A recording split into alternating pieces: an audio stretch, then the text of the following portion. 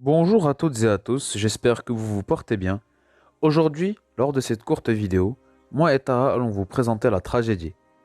Qu'est-ce que la tragédie? Quelles sont ses caractéristiques, ses bases et ses principes? Quelques fonctions de la tragédie? Et pour terminer, la différence entre la tragédie grecque et la tragédie classique. La tragédie est un genre théâtral qui, contrairement à la comédie, est caractérisé par la gravité de son langage et met en scène des personnages de rangs élevés.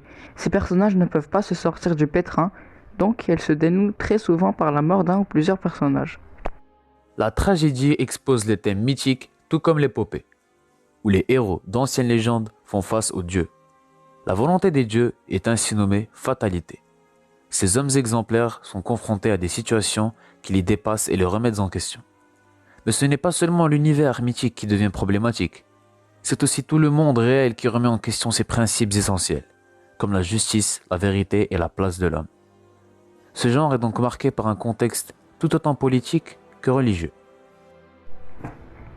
Aristote est un des premiers à avoir analysé le genre tragique. Il nous dit: la tragédie est l'imitation d'une action noble, conduite jusqu'à sa fin et ayant une certaine étendue.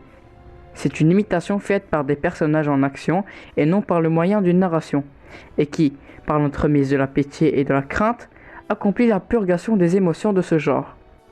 Il définit son organisation. 1. Le principe des trois unités, défini par le principe de vraisemblance. Le lieu, une seule pièce pour une seule scène. Le temps, temps limité, le temps de la représentation est équivalent au temps de la pièce. Le principe de la catharsis.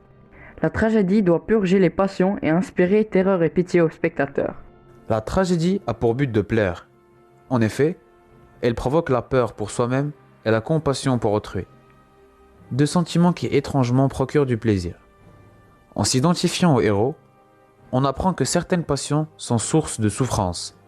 La tragédie occupe diverses fonctions, dont la fonction esthétique, proposer une belle œuvre conforme à des règles, la fonction ludique, divertir le public, et la fonction morale, montrer les conséquences catastrophiques des hommes qui suivent leur passion, et éduquer les hommes et les rendre meilleurs.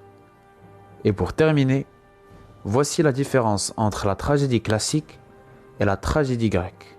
La tragédie grecque est caractérisée par la manifestation caractéristique de l'Athènes antique du 5e siècle avant Jésus-Christ. Genre tragique qui trouve son origine en Grèce antique. La date de naissance précise de la tragédie grecque est inconnue. Le premier concours tragique des Dionysies se situe vers 534 avant Jésus-Christ. Dans la tragédie grecque, en plus des acteurs, il y avait un chœur présent sur la scène qui commentait par des chants l'action qui s'y déroulait.